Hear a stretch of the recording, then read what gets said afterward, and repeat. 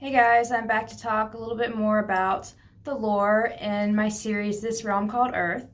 So last time I talked about wolf and witches, and I mostly talked about kind of the history of wolf. I'd like to go into a little bit more detail this time so that you can really understand how their culture works and how they work as individuals. I had already mentioned that wolf are allergic to silver and that they mate for life. A little bit of spoilers for the next book coming out in April, Convince Your Heart. But it's not really spoilers. It's just a little bit of back information that you're going to get in the story anyway, so I'm not afraid to tell you.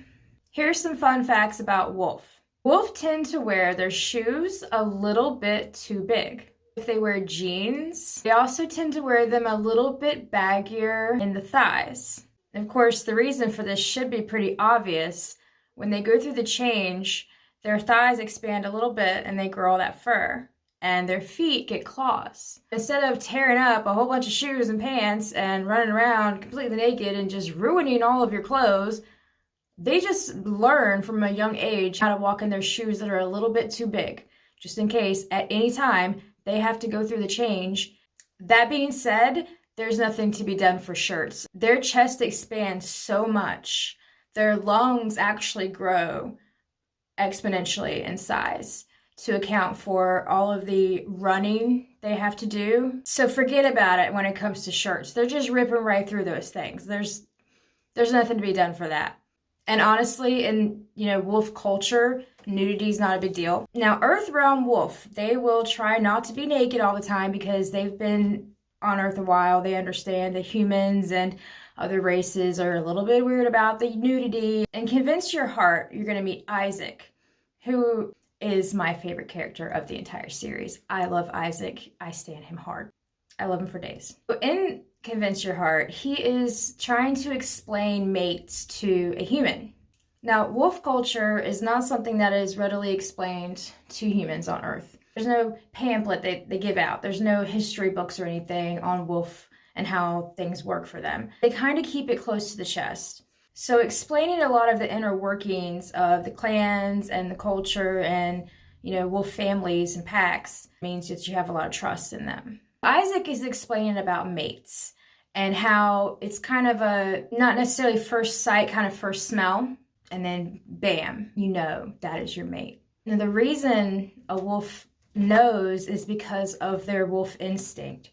And the instinct they tend to just call their wolf. Wolf, the instinct, is clairvoyant in some ways. Not only can it sense your mate, but it can also sense when there's danger nearby, danger to that particular wolf or their pack. It's kind of an early warning system. Also tends to have a really good sense about people and whether they're trustworthy or not. But back to mates. When a wolf finds their mate, their very first thing the instinct is telling them is protect. It doesn't really matter what the situation is. The first instinct is protect. Now, the thing about mates is it's not so much of a possessiveness as it can be in a lot of other books. Especially the males are very possessive of their mate. It's not really like this in my world. No. Your instinct, your wolf, just kind of recognizes this person immediately as a person that's going to complement you in your life.